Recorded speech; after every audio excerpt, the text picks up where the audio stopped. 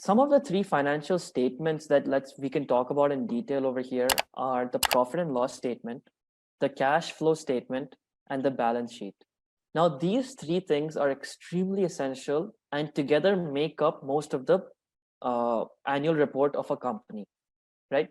The first one is the profit and loss statement. In the profit and loss statement, you will see the revenue, the expenses of the company, as well as the profitability. For example, if a company has 2 or 3 different products, right? One product could be performing bad, while other products could be performing really well. So this will show which profit is coming from which product and which product is more profitable compared to the others. I'll give you an example.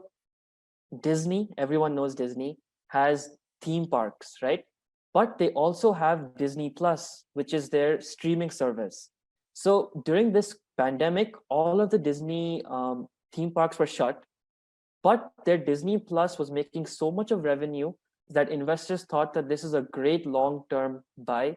And the price, which was in the low 70s, $70 per stock in March, is now in $170 per stock, even though the parks have been closed for the last almost about a year, 9 months. This shows that how important it is to understand and read the profit and loss statement.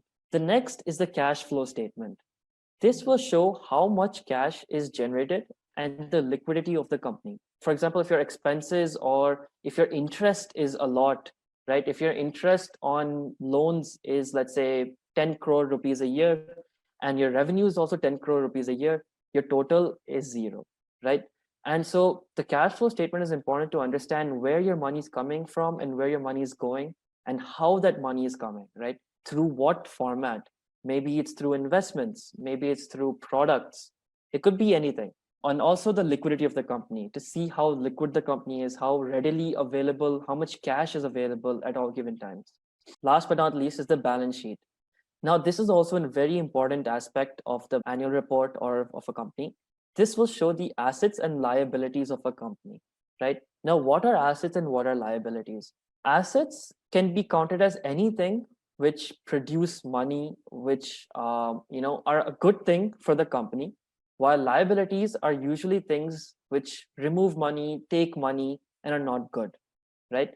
For example, if you have 10 factories, which, let's say you're a car manufacturer and you have 10 factories, and these factories produce tons of cars every year, hundreds of thousands of cars every year.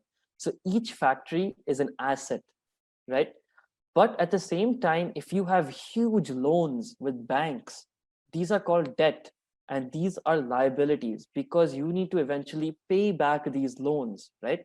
So these are liabilities. So it is very important to know, how many assets a company has, how many liabilities a company has, etc.